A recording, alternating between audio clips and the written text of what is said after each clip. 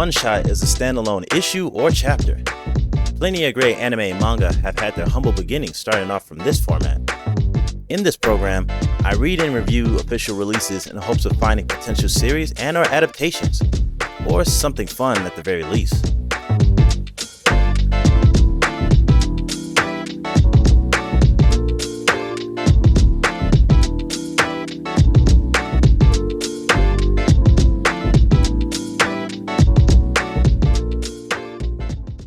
Heyo manga readers!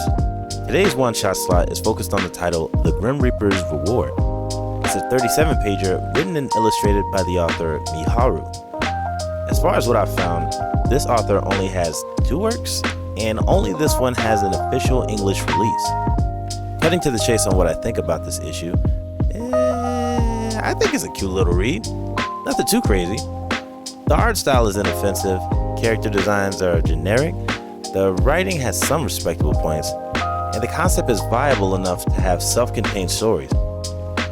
Even with my personal take on this, I'm open to other opinions for those who have read this title already, and I'd encourage you to leave your takes in the comments down below. But no more stalling. Let's get into the rundown. The story focuses on Saito, the Grim Reaper, who is apparently on a job hunt and, for obvious reasons, tends to not be fit for a position. While hanging out with Michelangelo, a cat he's friendly with, he's approached by an elementary school student named Akibi, who has a request for the Grim Reaper to off someone. She even gives her life savings away.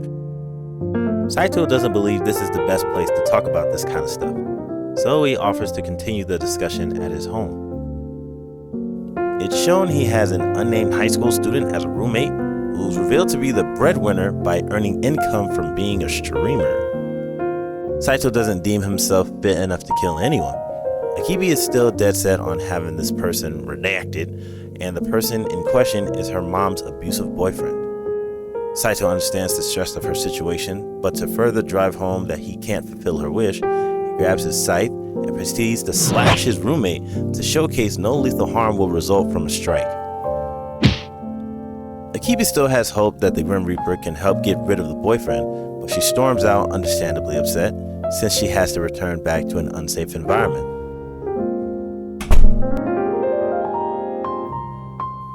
As the chapter continues, the high schooler has a one-on-one conversation with Akibi and gives a glimpse into her and Saito's history.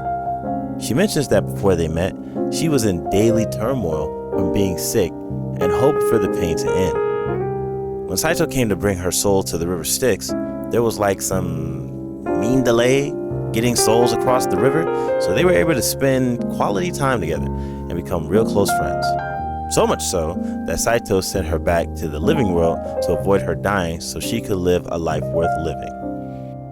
The high schooler mentions that since Akibi still has a strong connection to this world, Saito won't act unless anything changes. The following day, Akibi rushes to tell the duo that her mom is breaking up with the boyfriend, pointing out that she had a refreshed look on her face. In the middle of her good news, a random banging at the door occurs and is shown to be the boyfriend, who seemingly followed Akibi with the intention of using her to bogart his way back into their lives.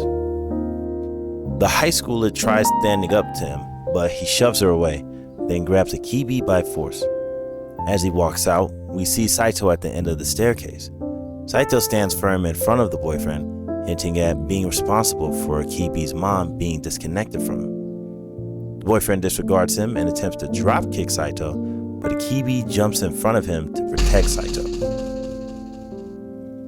Within that moment, Saito ponders the different scenarios he's been in before, showcasing the motivation of him wanting to understand humans more and cherish the bonds he's made.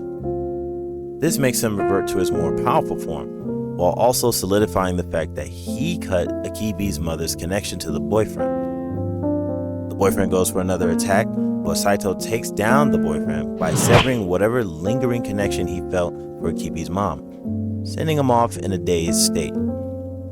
Akibi questions what happened. Saito just mentions he severed his remaining feelings he had, but doesn't know what will happen next.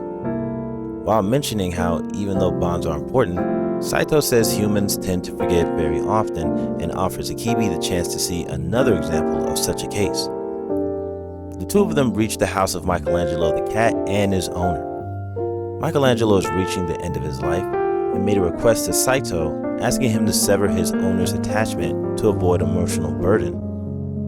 When Saito gets ready to fulfill Michelangelo's wish, Kibi stops him and points out the appreciation the owner is showing for Michelangelo. Saito catches on to the fact that even though he's passing on, their bonds are something precious to hold dear.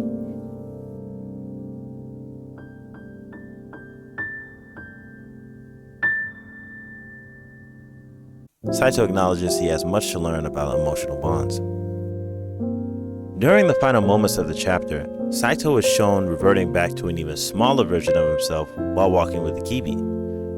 She asks if he was in his original form when he brought the high schooler back from the afterlife, and it confused Saito. Akibi tells him about the story the high schooler told, and this upsets Saito because she omitted a major point in the tale. What actually happened was that she recommended going back to the living world, ignoring Saito's cautiousness about the rules of his role. She slashes him with his own scythe to sever his connection to the Grim Reaper world, having them make their way to the living world. Pretty funny stuff. And then the chapter closes with the three characters meeting up before Akibi heads off to school. Saito gives back the money from before since he didn't fulfill a request to take out the boyfriend.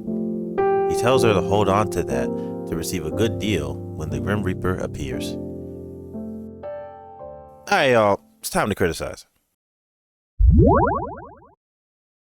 I'm gonna lay out a couple of upsides and downsides of this issue that ran through my mind while reading, starting with the upsides. Saito's ability of severing connections. This is a really cool aspect of the story in terms of spinning what we know about the Grim Reaper when he appears before a dying person. Saito cuts away lingering feelings for the souls he takes over to the afterlife, but he can sever connections of living people as well. We know the Grim Reaper wants to understand bonds humans have with one another, so the way he handles this ability can make for interesting events and character growth on his end. I find that super interesting. Most characters are likable.